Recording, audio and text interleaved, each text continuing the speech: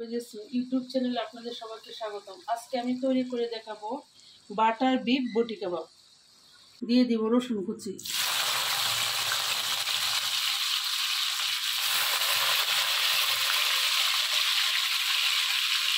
রসুন হালকা ভাজা হলে এখন দিয়ে দেব 1 কাপ পরিমাণ পেঁয়াজ কুচি।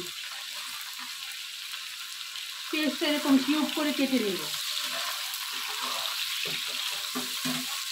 পেঁয়াজ আর রসুন এরকম বাদামি কালার আসলে আমি এর মধ্যে দিয়ে দেবো বিফ। এখানে 1.5 কেজি গরুর মাংস।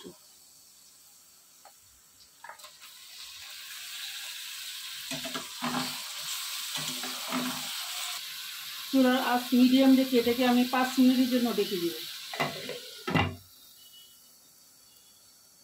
5 মিনিট পর এখন মাংসটা যে এরকম ভাজা ভাজা হলে এর মধ্যে আমি এখন মশলা দিয়ে দিব। দিয়ে দেবো 1/2 টিস্পুন রসুনের গুঁড়া, দিয়ে দিচ্ছি 1/2 টিস্পুন হলুদ গুঁড়া, দিয়ে দিও 1.5 টেবিল চামচ রসুন বাটা, 1.5 টেবিল চামচ আদা বাটা।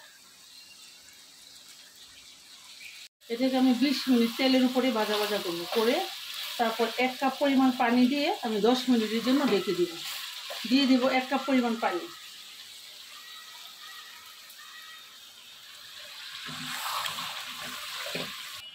পরিমাণ মতো লবণ। এখন আমি 10 মিনিটের জন্য ঢেকে দিব। এখন দিয়ে দিব 1 চামচ মরিচের গুঁড়ো। মাংসটা যখন 70% সিদ্ধ হয়ে আসবে তখন আমি মরিচের গুঁড়ো দিয়ে দিলাম। বটি কাবাবের জন্য 1/2 টেবিল চামচ টক দই নিয়ে নিব। এখন আমি একটা মশলা তৈরি করব। এখানে নিয়ে নিচ্ছি 1/2 টেবিল চামচ টক দই, 1 টেবিল চামচ জিরার গুঁড়া, 1/2 চামচ ধনিয়া গুঁড়া, দিয়ে দিচ্ছি 1/2 চামচ পেঁয়াজ বেরেস্তা। এখন আমি এটাকে ভালোভাবে মিশিয়ে নিব। দিয়ে দিচ্ছি 1.5 টেবিল চামচ পরিমাণ শাহি গরম মশলা। এখন আমি টক দই দিয়ে যে মশলাটা তৈরি করেছি এটার মধ্যে ঢেলে দিব।